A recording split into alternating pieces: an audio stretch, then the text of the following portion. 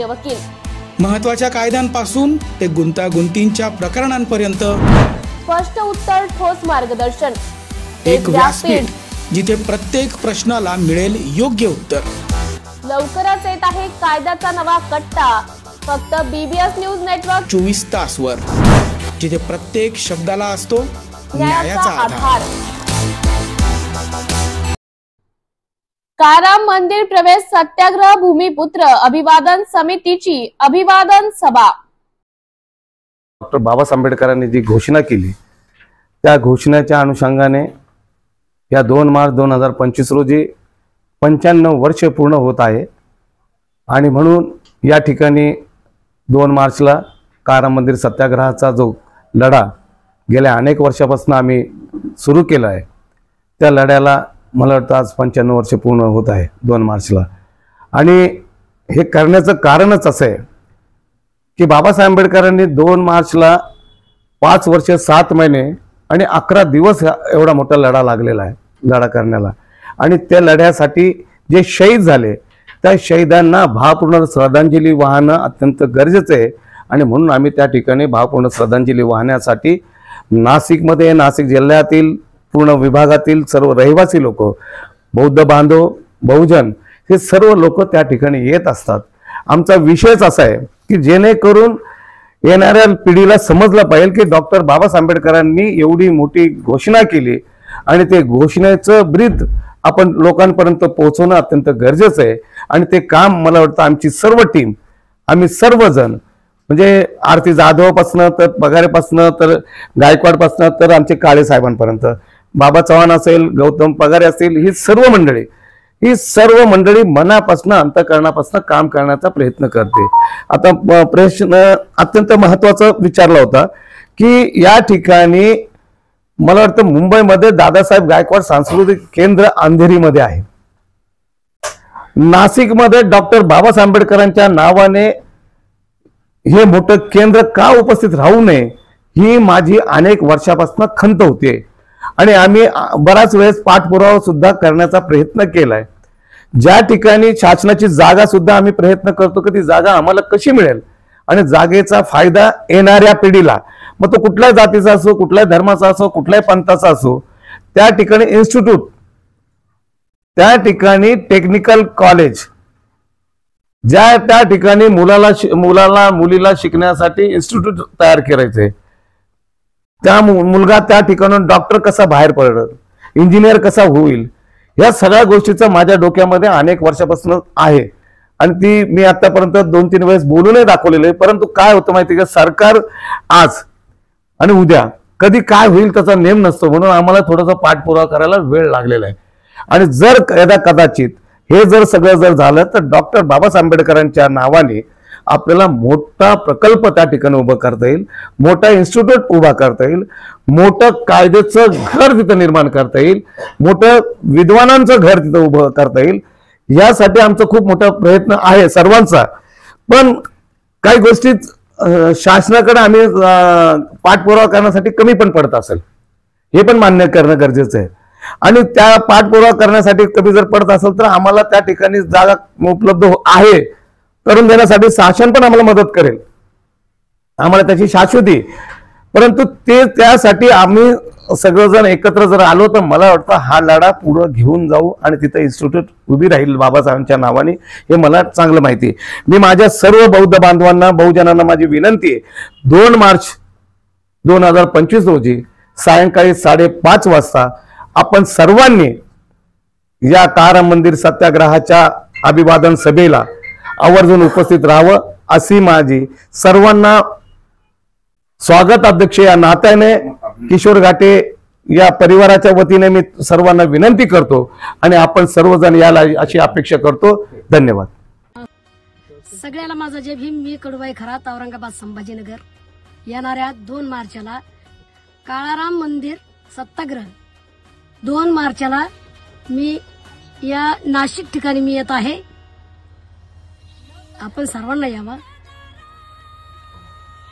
कार्यक्रमाचे अध्यक्ष समाजभूषण बाळासाहेब शिंदे आणि मी येत आहे, आपण सर्वांना यावा।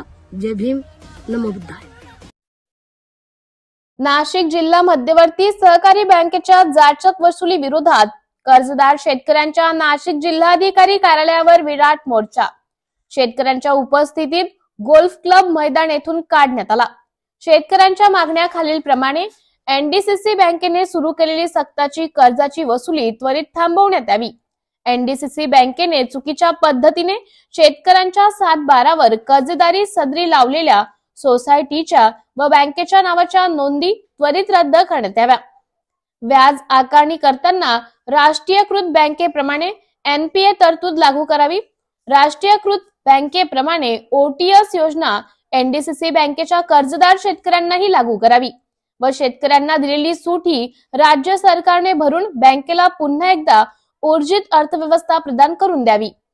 लोकसभा व विधानसभा निवडणुकीमध्ये सर्वच राजकीय पक्षांनी शेतकऱ्यांचा 7/12 कोरा करण्याचे आश्वासन दिले होते, त्याचे पालन करून शेतकऱ्यांना संपूर्ण कर्जमुक्ती करावी या मागणीची निवेदन घेऊन शेतकऱ्यांनी गोल्फ क्लब मैदान या ठिकाणावरून जिल्हाधिकारी कार्यालयावर धडक मोर्चा काढला आहे। शेतकऱ्यांच्या प्रमुख मागण्या जर मान्य नाही केल्या तर तेथून पुढे संपूर्ण महाराष्ट्रात विराट मोर्चा काढण्यात येईल असा इशाराही समस्त शेतकऱ्यांनी दिला आहे। बीबीएस न्यूज साठी प्रतिनिधी अमर सोळंके, नाशिक।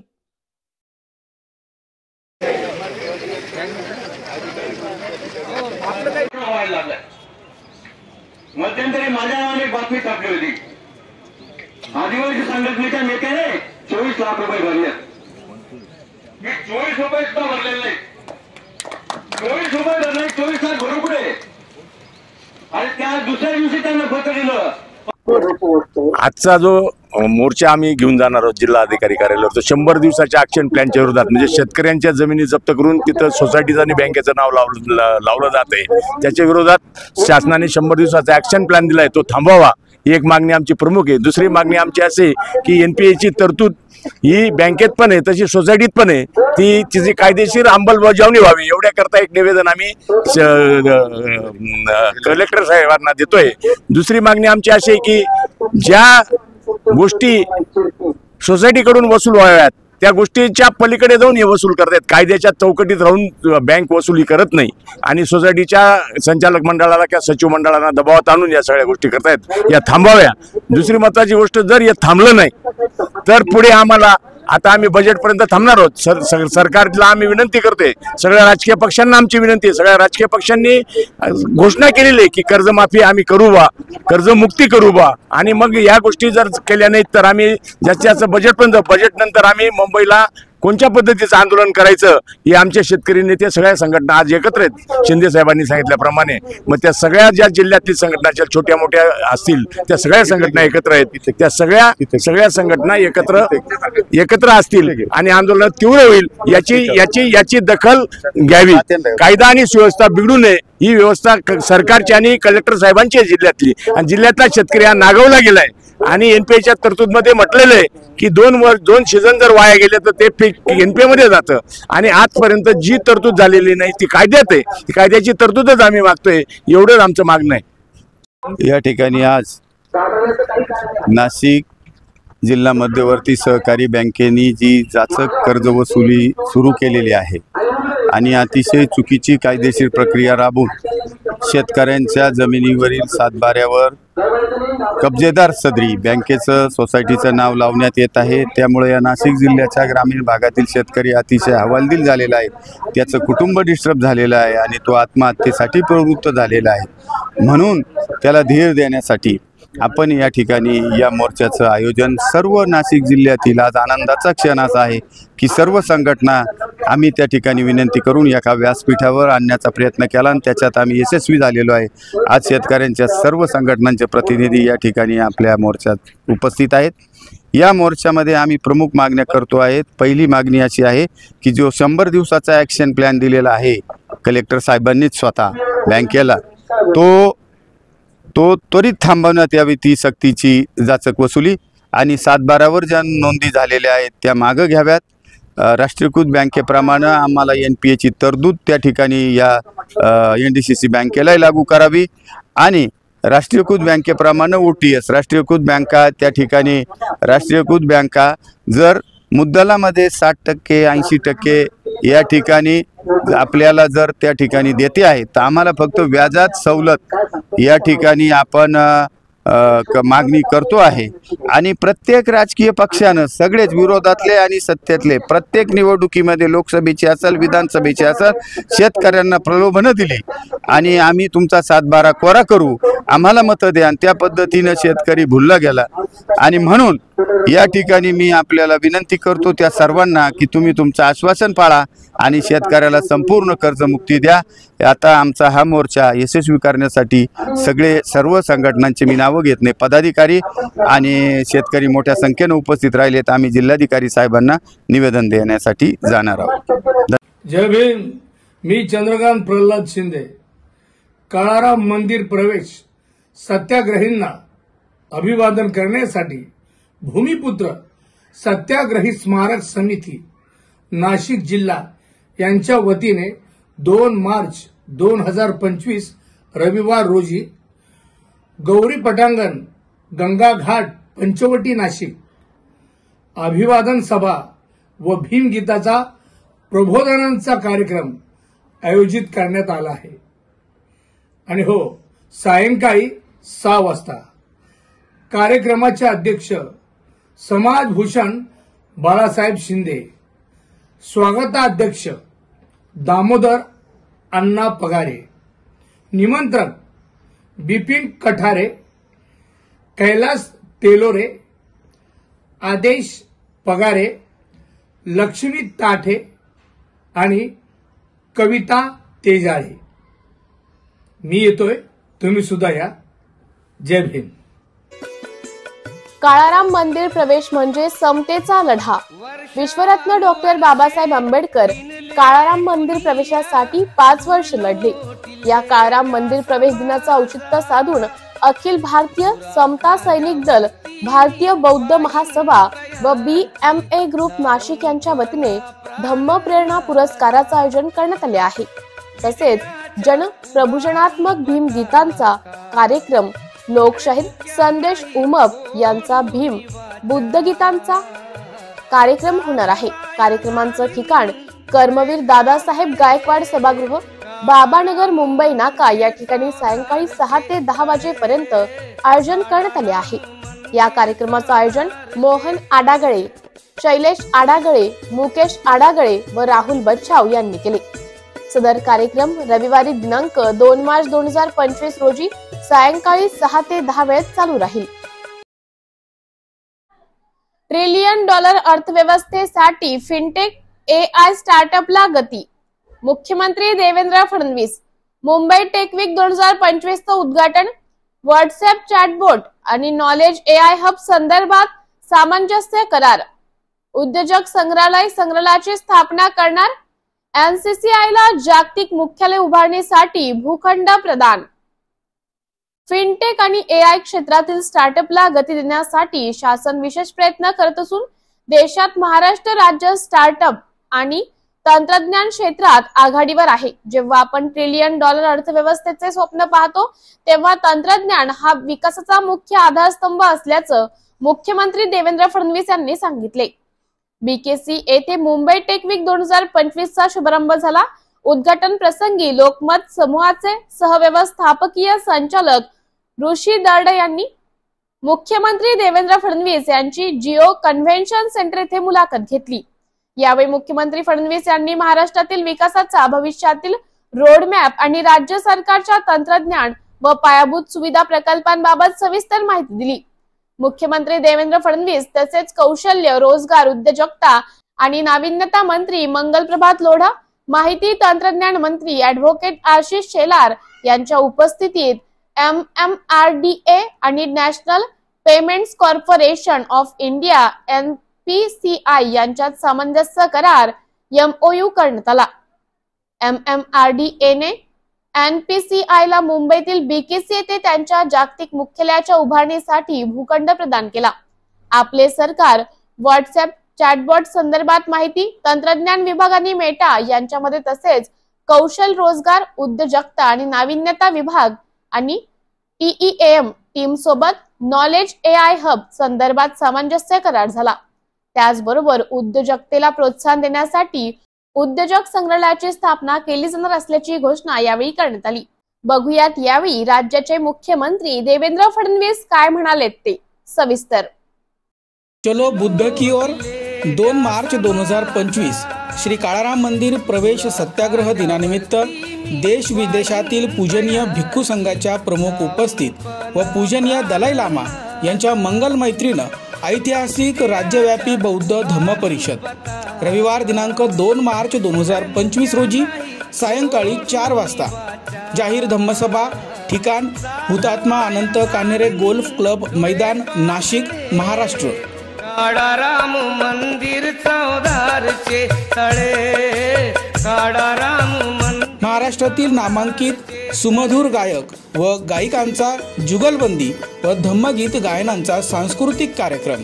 कार्यक्रमाचे अध्यक्ष नामदार रामदासजी आठवले, प्रमुख अतिथी मुख्यमंत्री देवेंद्र फडणवीस, उपमुख्यमंत्री एकनाथ शिंदे, उपमुख्यमंत्री Ajit Pawar, Kiren Rijiju, union minister of parliamentary affairs India. या जाहीर सभेनंतर महाराष्ट्रातील नामांकित सुमधुर गायक आणि गायिकांची जुगलबंदी आणि धम्मगीत गायनांचा सांस्कृतिक कार्यक्रम संपन्न होणार आहे। तर या बौद्ध धम्म परिषदेस उपस्थित राहण्याचं आवाहन स्वागत अध्यक्ष प्रकाश लोंढे, सरचिटणीस भदंत सुगत थेरो आणि भदंत संघमित्रा यांनी केलं आहे।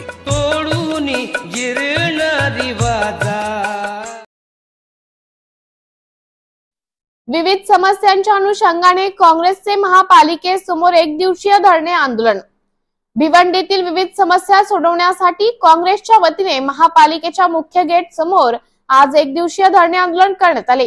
यामध्ये रस्त्याचे संथगतीने सुरू असलेले काँक्रिटीकरणाचे काम जलद गतीने व्हावे, नादुरुस्त रस्त्यांचे डांबरीकरण करावे, शहरात साफसफाई आणि घंटागाडी दररोज नियमित वेळेत सुरू करावी, बीजेपी हॉस्पिटल लवकर सुरू करावे, उघड्या नाल्यांवर चेंबर लावावे, नाले सफाई, पाण्याची व्यवस्था, शहरात स्ट्रीट लाईट चालू कराव्या, श्वानदंशासाठी इंजेक्शनची व्यवस्था, वाहतूक कोंडी, महापालिकेतील झालेल्या 21 शिक्षकांच्या बदलीतील शिक्षकांच्या रिक्त जागा भरणे अशा विविध समस्यांच्या अनुषंगाने काँग्रेसने एक दिवसीय आंदोलन पुकारले होते।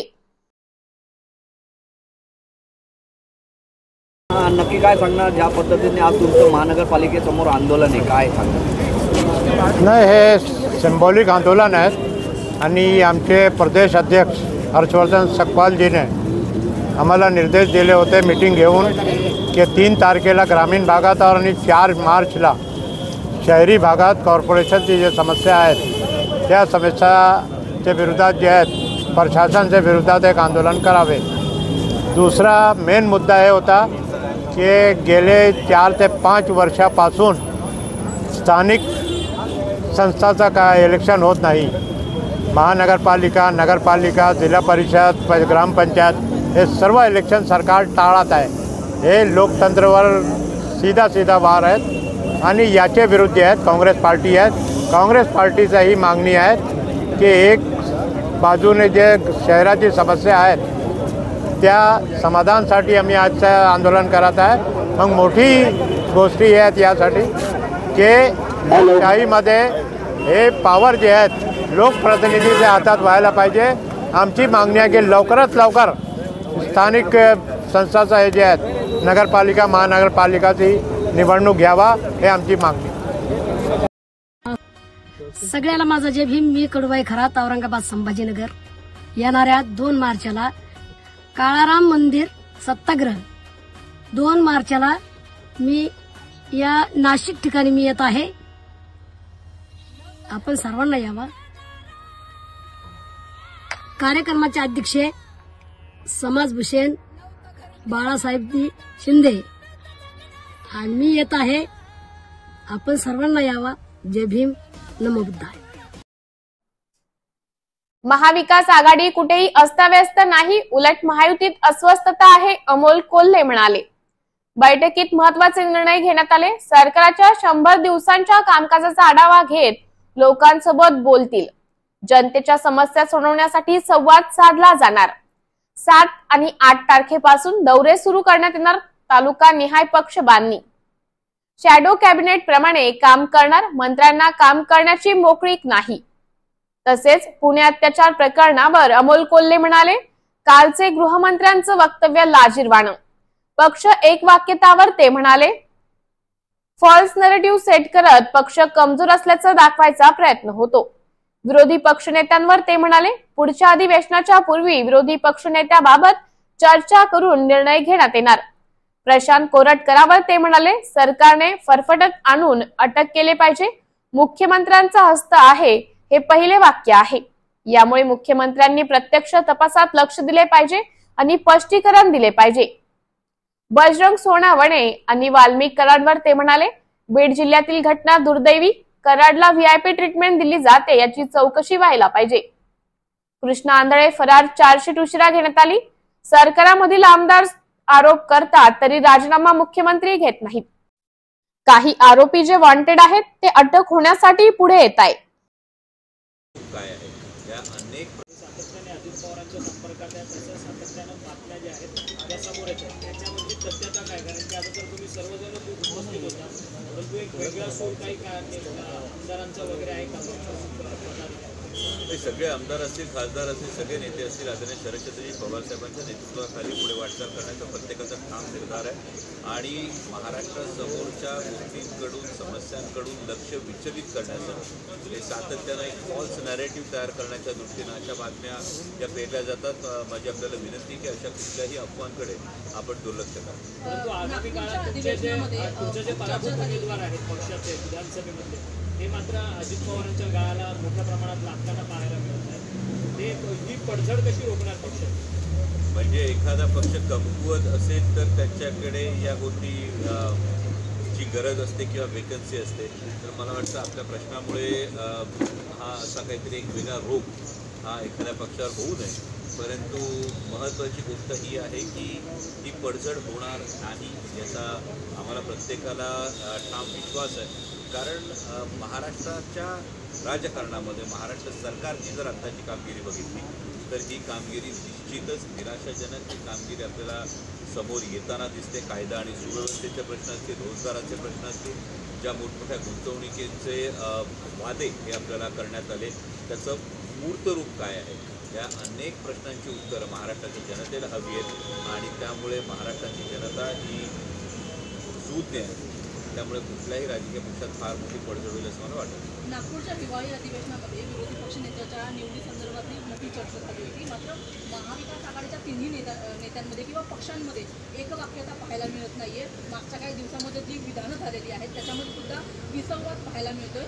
येणारा पुढचा काळ निवडणुकीचा काळ कसा? नक्कीच पुढच्या अधिवेशनाच्या पूर्वी या संदर्भामधली जी कोऑर्डिनेशन बैठक ही झाल्यानंतर या संदर्भातला निर्णय नक्कीच घेतला जाईल. येणाऱ्या निवडणुकांचा काळ आता 4 मार्चला जी सुनावणी आहे, या 4 मार्चला जी सुनावणी पुढे ढकलण्यात आली, त्यानंतरचे अनेक गोष्टी आणि अनेक निर्णय हे आपल्यासमोर येतील. या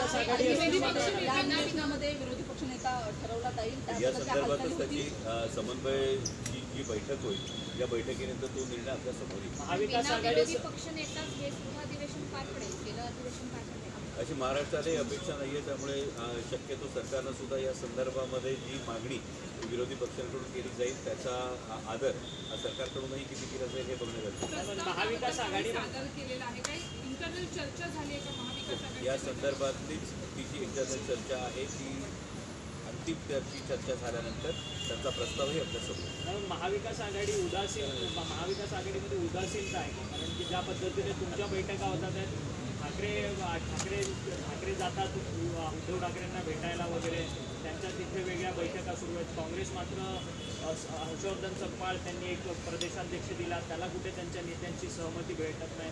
त्यामुळे संपूर्ण महाविकास आघाडी अस्तव्यस्त पडली आहे.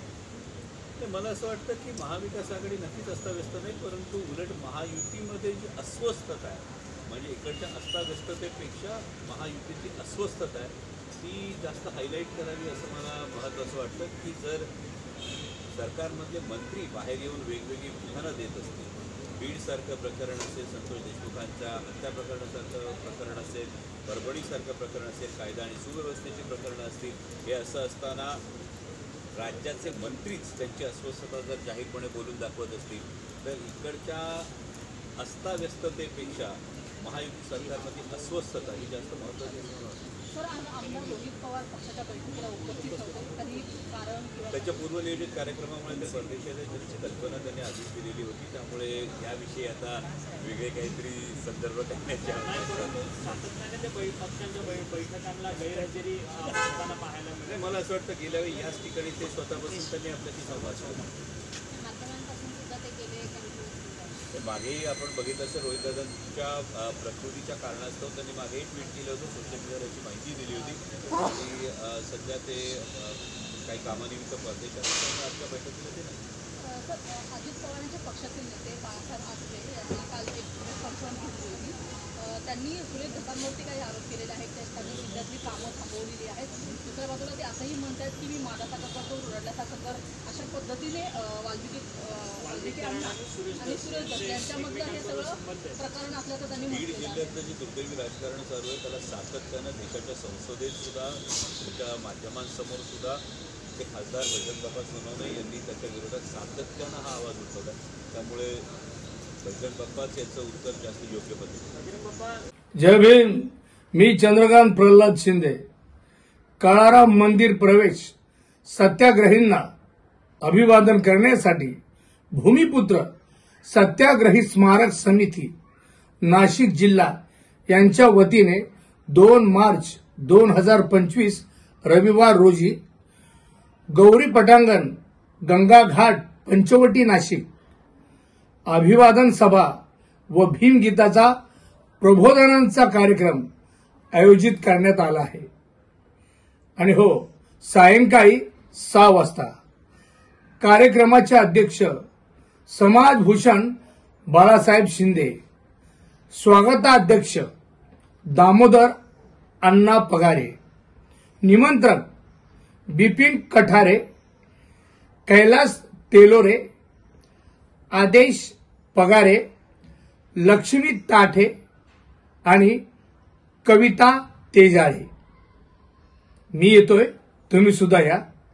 जय भीम.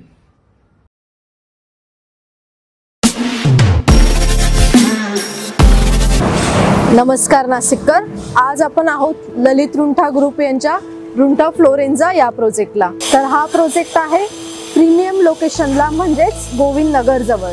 या प्रोजेक्टमध्ये आपण 20हून अशा लक्झरियस अम्युनिटीज दिलेल्या आहेत, जसे की वॉकिंग ट्रॅक, मल्टीपर्पज हॉल आणि यासारख्या भरपूर अशा युनिक अम्युनिटीज. चला तर मग बघूया आपण आपला सॅम्पल फ्लॅट. तर हा आहे आपला प्रशस्त असा लिव्हिंग रूम आणि याला आपण सुंदर अशी बाल्कनी दिलेली आहे. हा आहे आपला डायनिंग टेबल. तर हा आहे आपला किचन एरिया आणि आपण इथे किचन चॉपिंग काउंटर वेगळं दिलेलं आहे. इथे आपण दिलेले आहेत किचन ट्रॉलीज आणि स्टोरेजसाठी आपण इकडे कॅबिनेट्स पण दिलेले आहे आणि प्लस आपण इथे युटिलिटी एरिया पण दिलेला आहे. हा आहे आपला चिल्ड्रन बेडरूम आणि याचं वैशिष्ट्य म्हणजे इथे आपण फोल्डेबल असा बेड दिलेला आहे. इथे आपण दिलेला आहे कॉमन वॉशरूम, ज्याला अटॅच आपण मिरर सुद्धा दिलेला. हा आहे आपला मास्टर बेडरूम आणि ज्याला आपण अटॅच टॉयलेट आणि वॉशरूम दिलेला आहे. मग नाशिककर, कसा वाटला तुम्हाला आमचं सॅम्पल फ्लॅट? तुम्ही पण येत आहे ना आमचं सॅम्पल फ्लॅट बघायला?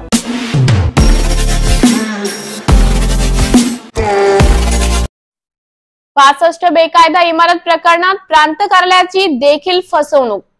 65 बेकायदा इमारत प्रकरणात आता कल्याण प्रांताधिकाऱ्यांनी चौकशीचे आदेश दिले आहेत. या इमारतीमध्ये बोगस 712 NA आणि जमिनीचे मोजणी नकाशे वापरले गेले आहेत. या संबंधित सर्व खोटे कागदपत्रे शिवसेना ठाकरे गटाकडून प्रांत अधिकाऱ्यांना देण्यात आले आहे. आता या प्रकरणात बिल्डर आणि खोटे कागदपत्रे तयार करणाऱ्या टोळी विरोधात लवकर गुन्हा दाखल होण्याची दाट शक्यता व्यक्त केली जात आहे. आता खोटे कागदपत्र वापरले गेले आहेत, एने वापरला गेला आहे खोटा, म्हणजे मोजणीचे, त्या संदर्भात तुमची आता भेट झाली आहे, काय आपण गेले काही दिवस वर्तमानपत्राच्या माध्यमातून, मीडियाच्या माध्यमातून हे बघत आहोत की कल्याण डोंबिवली महानगरपालिकेच्या हद्दीतील 65 इमारतींच्या बाबतीत एक विषय फार मोठ्या प्रमाणात चर्चेला येत आहे. या संबंधात आज माझ्याकडं डोंबिवलीतील श्री दीपेश म्हात्रे, शिवसेनेचे कल्याण जिल्हा प्रमुख, उद्धव बाळासाहेब ठाकरे गट आणि त्यांचं शिष्टमंडळ माझ्याकडं आज आलेला आहे. त्यांनी माझ्याकडे एक निवेदन दिलेलं आहे.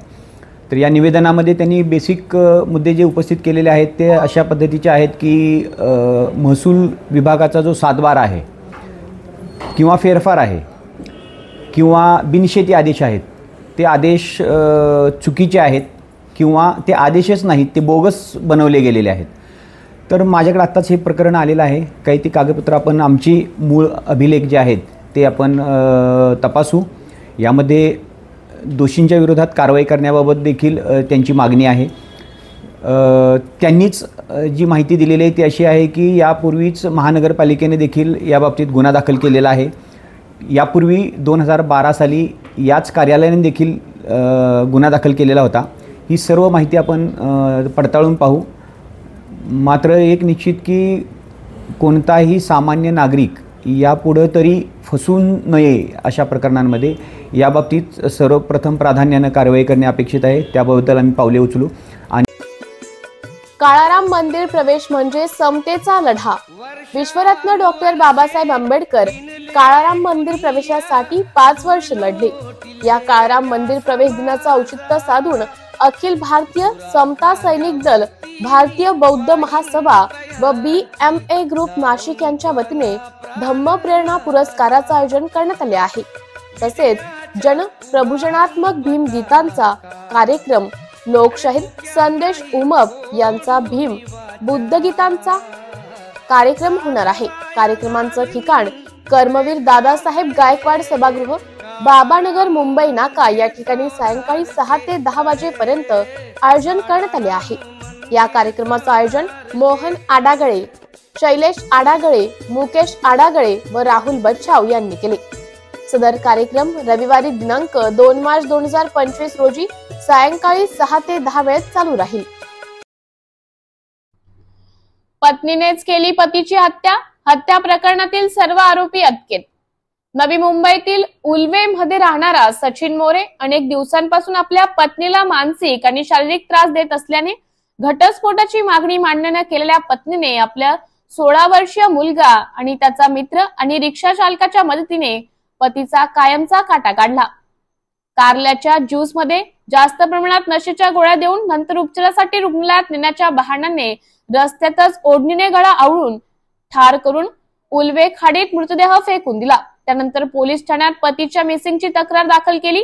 पोलिसांना खाडी किनारी मिळालेल्या मृतदेहाचा फोटो दाखवताच पत्नीने आपलाच पती असल्याचं सांगितले.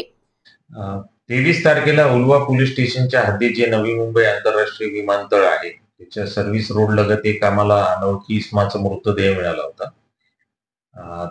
त्या दृष्टीनं ऍक्सिडेंटल डेथ रजिस्टर करण्यात आला होता. त्याच्या तपासामध्ये आम्हाला असं निष्पन्न झालं की हा व्यक्ती, त्याची पत्नी, मुलगा यासोबत एक ऑटो रिक्षामध्ये बसून जात होता आदल्या दिवशी. त्या अनुषंगाने आम्ही आणखी तपास केला. तर असं निष्पन्न झालं की मैताचे नाव सचिन मोरे आहे. त्याच्या पत्नीने त्याच्या मित्र जो टेमकर आहे त्यांनी त्याला पत्नीला झोपेच्या गोळ्या पुरवल्या. त्या पत्नी रेश्मा मोरे हिने स्वतःच्या नवऱ्याला कारल्याच्या ज्यूस मध्ये टाकून खाऊ घातले. त्यानंतर एका ऑटो रिक्षामध्ये त्या पतीला झोपवलं. तिचा मुलगा, तो आणि ऑटो रिक्षावाला असे रात्री त्यांनी प्रवास केला. दरम्यानच्या काळात तिने ओढणीने गळा आवळून त्याचा खून करण्याचा प्रयत्न केला.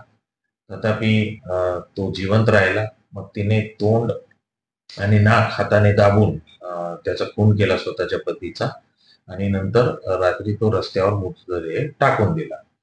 या गुन्ह्याच्या तपासामध्ये आतापर्यंत पोलिसांनी रेश्मा मोरे या आरोपीला अटक केलेली आहे. त्याचप्रमाणे ऑटो ड्रायव्हर म्हात्रे याला सुद्धा अटक केलेली आहे आणि मुख्य आरोपीला झोपेच्या गोळ्या पुरवणारा रोहित टेमकर याला सुद्धा अटक केलेली आहे. या तिघांनाही न्यायालयात उभं केलं असता 5 तारखेपर्यंतचा पोलीस कस्टडी रिमांड देण्यात आलेला आहे. सगळ्याला माझा जय भीम. मी कडुबाई खरात, औरंगाबाद संभाजीनगर. येणाऱ्या 2 मार्चला काळाराम मंदिर सत्याग्रह, 2 मार्चला मी या नाशिक ठिकाणी मी येत आहे. आपण सर्वांना यावा. कार्यक्रमाचे अध्यक्ष समाजभूषण बाळासाहेब शिंदे. मी येत आहे, आपण सर्वांना यावा. जय भीम, नमो बुद्धाय. अनुसूचित जाती जमाती आयोगाचे सदस्य धर्मपाल मेश्राम यांनी घेतला आढावा. आयोगाचे सदस्य म्हणून त्यांनी जिल्ह्यातील विविध प्रकरणाचा आढावा घेतला. यावेळी अप्पर पोलीस अधीक्षक सुनील लांजेवार, समाज कल्याण विभागाचे सहाय्यक आयुक्त भोगले यांच्यासह महसूल विभागाचे अधिकारी या बैठकीस उपस्थित होते. समाजात होणारा अन्याय, अत्याचाराच्या मागे असणारी विकृत मनोवृत्ती असणाऱ्या गुन्हेगार व्यक्तींना शिक्षा करण्याबरोबरच अशा प्रकारच्या गुन्ह्याची गांभीर्याने दखल घेऊन शोषितांना न्याय मिळवून देण्यासाठी सर्व शासकीय यंत्रणेने जबाबदारीने भान ठेवून वागले पाहिजे असे यावेळी त्यांनी सांगितले. पीडितांना तसेच त्यांच्या कुटुंबियास शासकीय योजनांच्या अंतर्गत जो लाभ देय होईल त्याबाबतचा प्रस्ताव तात्काळ सादर करण्याच्या सूचना समाज कल्याण विभागाला मेश्राम यांनी दिल्या. कुचराई करणाऱ्या अधिकाऱ्यांबाबत कारणे दाखवा नोटीस बजावण्यात येणार असल्याचंही यावेळी सांगितले. बैठकीत महत्वाच्या विषयांवर सूचना तसेच मार्गदर्शन केल्याची माहिती देण्यात आली आहे. ही संपूर्ण बैठक सुभेदारी विश्रामगृहात झाल्याची माहिती जिल्हा माहिती अधिकारी यांच्या वतीने देण्यात आली आहे. अधिकाऱ्यांनी, मग ते तहसीलदार असतील महसूलचे किंवा सहाय्यक गृहशाखेचे अधिकारी असतील, सहाय्यक महसूल अधिकारी यांनी समाधानकारक काम केलेलं नाही. आणि पोलिसांचा तपास देखील जो 6 तारखेपासून सुरू झालेला आहे मिसिंगचा आणि जो खुनाच्या घटनेपर्यंत येऊन थांबलेला आहे, या सगळ्या तपास कामामध्ये अनेक पद्धतीची कुचराई झालेली आहे. या सगळ्या गोष्टींचे योग्य ते निर्देश मी आजच्या बैठकीमध्ये विविध विभागाच्या अधिकाऱ्यांना दिलेले आहेत आणि शासकीय मदत देखील पुढच्या 15 कार्यालयीन दिवसामध्ये पोहोचती करण्याचे निर्देश मी आजच्या ठिकाणी दिलेले आहेत. मी आपल्या माध्यमातून अशा माझ्या शोषित बांधवांना विनंती करतो की त्यांनी कोणत्याही पद्धतीच्या शोषणाला बळी न पडता त्यांच्या विरुद्ध जो काही अन्याय होत असेल त्याच्या विरुद्ध त्यांनी आवाज आपला बळकट करावा. समाधानी आणि प्रशासनातल्या अधिकाऱ्यांनी त्यांच्या पाठीशी उभं व्हावं आणि जर प्रशासन आपल्या कामामध्ये दिरंगाई किंवा कुचराईपणा दाखवत असेल तर त्या ठिकाणी आयोग त्यांच्यावर येत्या भविष्य काळामध्ये कठोरातली कठोर कारवाई करण्यासाठी कटिबद्ध आहे.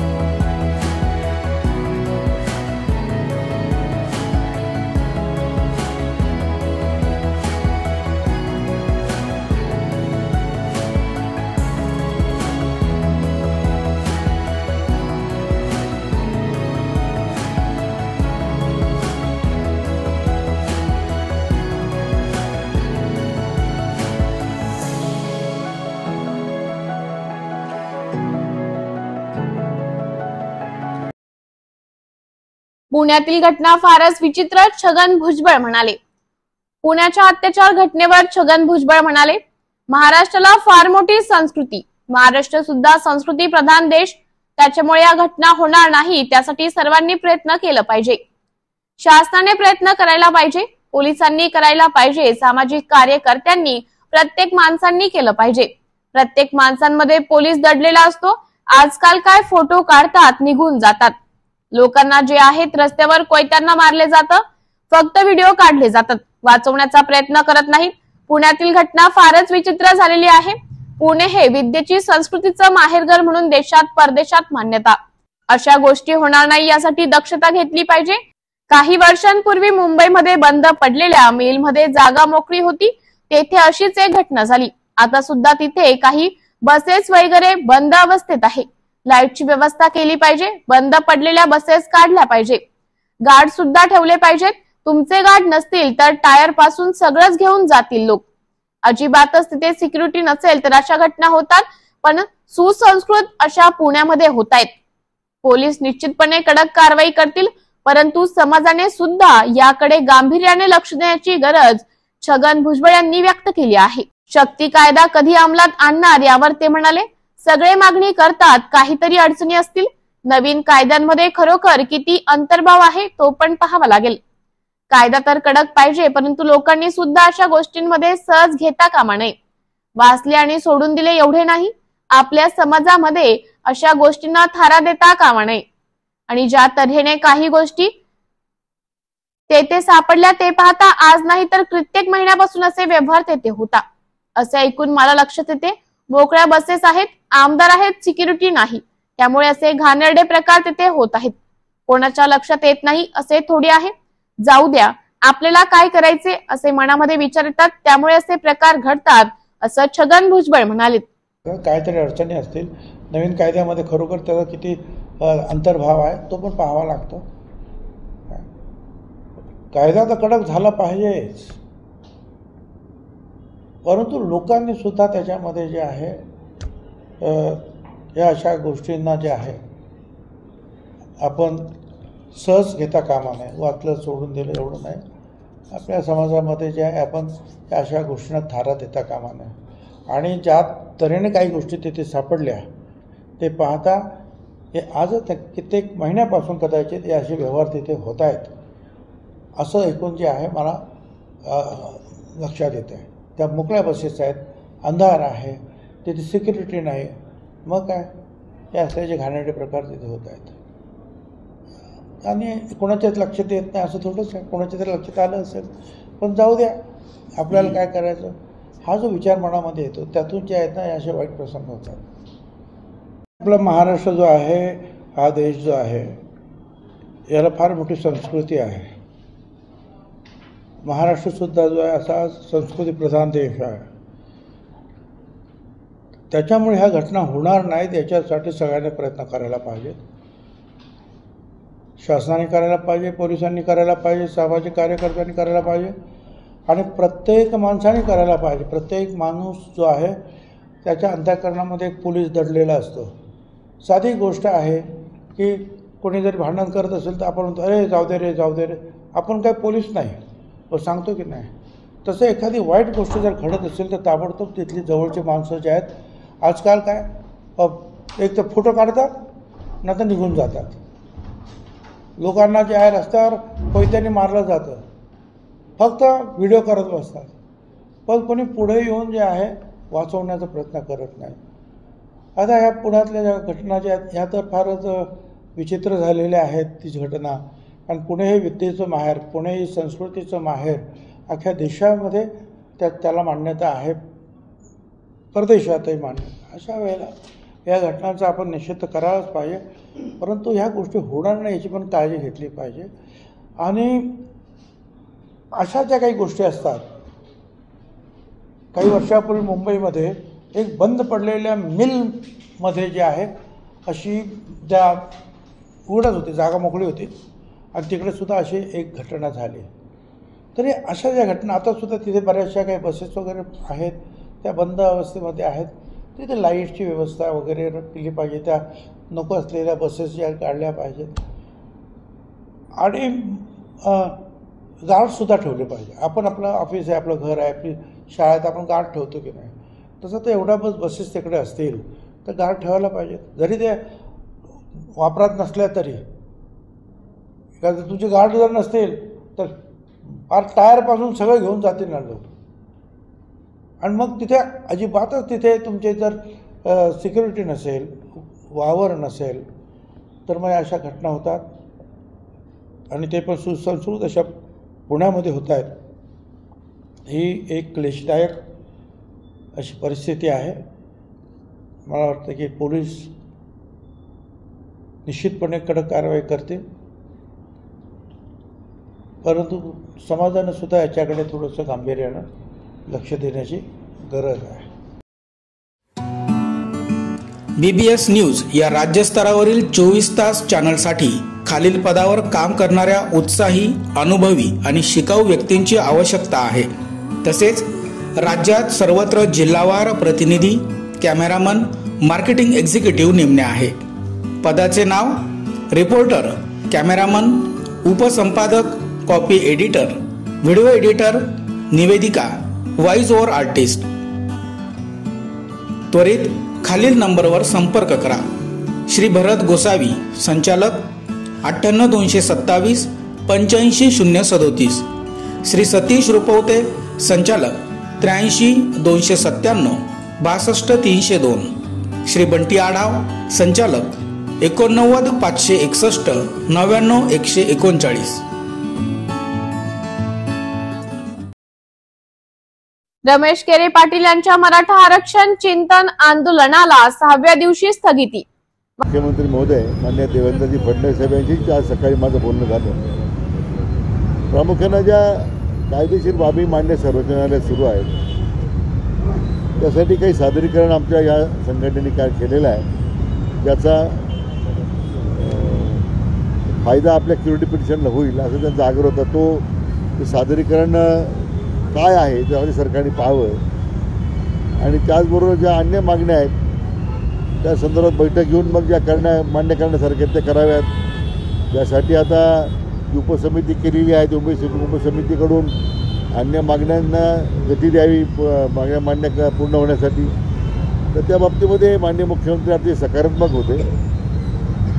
खरं म्हणजे माननीय फडणवीस साहेब मागे मुख्यमंत्री असताना त्यांनीच खरं मराठा आरक्षणाबाबतीमध्ये आरक्षण देण्याबाबतीत त्यांनी पुढाकार घेतला होता, त्यांनी आरक्षण मिळवून दिलं होतं। तर त्यांची भूमिका नेहमी सकारात्मक राहिलेली आहे। त्यांनी आश्वासन दिल्यामुळे मी केरे पाटलांनी विनंती केली की आता जर माननीय मुख्यमंत्री स्वतः बैठक घेणार आहेत, आपली भूमिका समजून घेणार आहेत, ते सादरीकरण आहे आपल्या न्यायालयांच्या प्रक्रियेकरता जी आहे मदत होणार असेल तर ते पाहणार आहेत। तर त्यासाठी आपण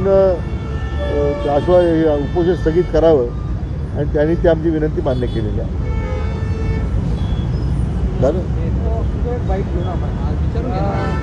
प्रश्न असा आहे, एक राजकीय प्रश्न आहे की पुण्यामध्ये स्वारगेटच्या बसस्थानकामध्ये घटना घडलेली आहे, त्यात झालं म्हणजे तुमचं बोलू नंतर बोलू। धन्यवाद। हां हे घ्या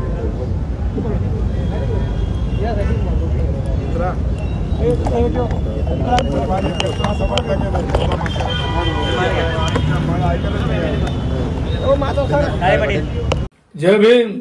मी चंद्रकांत प्रल्हाद शिंदे।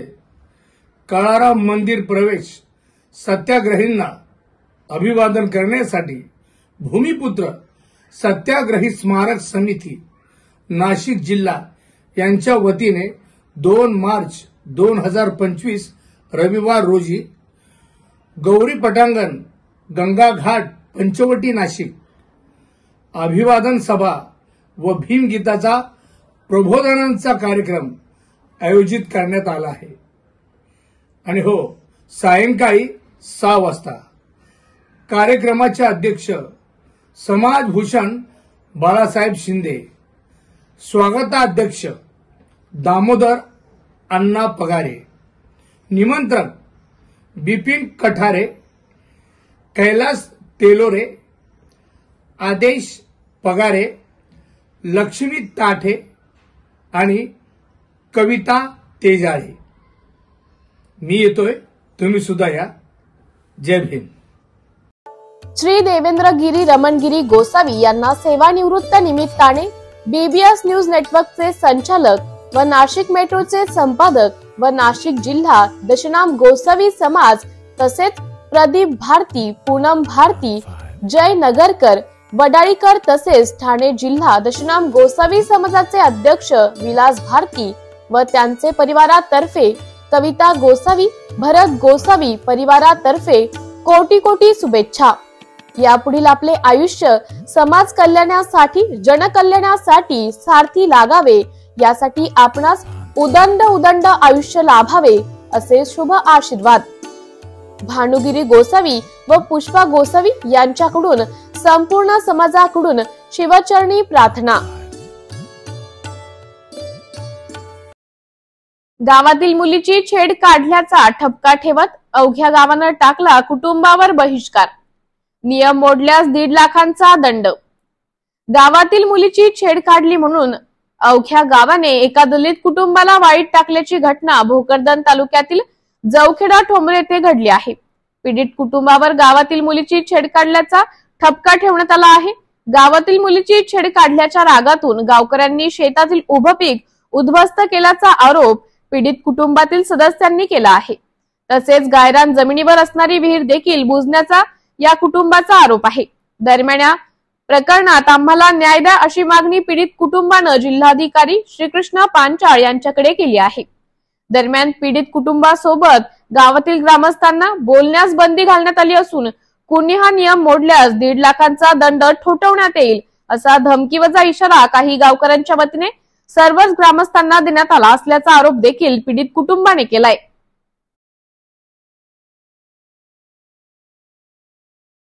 मला सांग बेटा, नेमकं काय काय समस्या आहे काय नाही? माझ्या काकाकडून एका मुलीला छेड काढण्यात आली, तर छेड काढण्यात आली, मग ज्यानं काढली त्याला शिक्षा द्यावा। आमच्या शेतामध्ये गहू ज्वारी आणि मक्का होती, त्यांनी आमच्या शेतातलं सगळं गहू ज्वारी सगळं भरून नेलंय। जेसीबी आमच्या शेतामध्ये कमीत कमी 20 जेसीबी असू शकतात आणि 20-25 ट्रॅक्टर सध्या चालू आहे। आम्ही SP साहेबांना विनंती केली, आता ते काय करतात ते गेलेले आहेत। आम्हाला आमची विहीर सुद्धा बुजवली। आमच्या शेतामध्ये एवढं मोठं कष्ट केले, माझ्या बाबांनी ते किती वर्षापासून ते गायरान जमीन आमच्या नावावर आहे, त्यांनी आमच्यावर असा अत्याचार केला आणि गावातल्या लोकांना सांगितलं की भाऊराव वाघ यांच्या घराला नाही का बोलायचं सुद्धा नाही, जे बोलन त्यांना 1 लाख रुपये दंड ठेवलाय आणि आम्हाला आणण्यात आली। आम्हाला खायला प्यायला सुद्धा दुकानातून सुद्धा जाऊ द्यायची, त्यांनी सांगितलं की याला दुकानातलं सुद्धा काही द्यायचं नाहीये। आम्हाला नुकसान भरपाई आम्हाला न्याय मिळावा अशी आमची विनंती आहे। कुणी तुम्हाला असं म्हटलंय की दंड वगैरे? गावकरी लोकांनी माईक मध्ये पुकारून बोलले, सगळ्या गावाला सांगितलं की भ्रष्टाचार करण्यात आला आमच्यावर, की भाऊराव वाघ यांच्या घराला नाही का गिरणी सुद्धा जाऊ द्यायचं नाही, यांच्या घराला नाही का जे बोलन त्यांना 1 लाख रुपये दंड ठेवलाय। गाव कोणतं? आमच्या गाव जवखेडा ठोंबरे तालुका भोकरदन। आमची अशी विनंती आहे की आम्हाला न्याय मिळावा आणि आम्हाला संरक्षण पाहिजे। तर मला सांगा की नेमकं काय प्रकरण आहे काय? आज आम्ही जिल्हाधिकारी साहेबाकडे भाऊराव हरिभाऊ वाघ याच्या एक तक्रार देण्यासाठी आलो आणि तक्रार अशी आहे की याची जमीन जवखेडा ठोंबरे या गावामध्ये गायरानाची 4 एकर जमीन आहे। जमीन 7-12 मिळून मालकीची झालेली आहे। त्या शेताला त्यांनी विकसित केले, विहीर आहे, गहू आहे, चांगली जही आहे।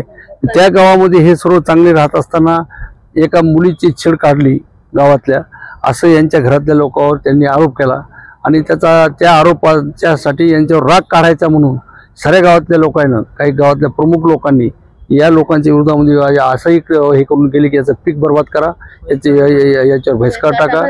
मग बहिष्कार टाकायचं केलं आणि त्यानंतर यांची विहीर बुजून टाकली। आता माती उन्हायला लागले, गहू शेतातलं 4 एकराचा तो सर्व बर्बाद केलाय आणि यांना उद्ध्वस्त केलं। यांना संरक्षण मिळालं पाहिजे, याला गावात राहू देत नाहीत म्हणून आमची अशी मागणी आहे की या कुटुंबाला सरकारनं तत्काळ संरक्षण द्यावं, पोलिसांनी संरक्षण द्यावं। आम्ही कलेक्टरकडे त्यासाठी हे सर्व कुटुंब आलेलं आहे। सगळ्याला माझा जय भीम। मी कडुबाई खरात, औरंगाबाद संभाजीनगर। येणाऱ्या 2 मार्चला काळाराम मंदिर सत्याग्रह, 2 मार्चला मी या नाशिक ठिकाणी मी येत आहे। आपण सर्वांना यावा। कार्यक्रमाचे अध्यक्ष समाजभूषण बाळासाहेब शिंदे आणि मी येत आहे। आपण सर्वांना यावा। जय भीम, नमो बुद्धाय।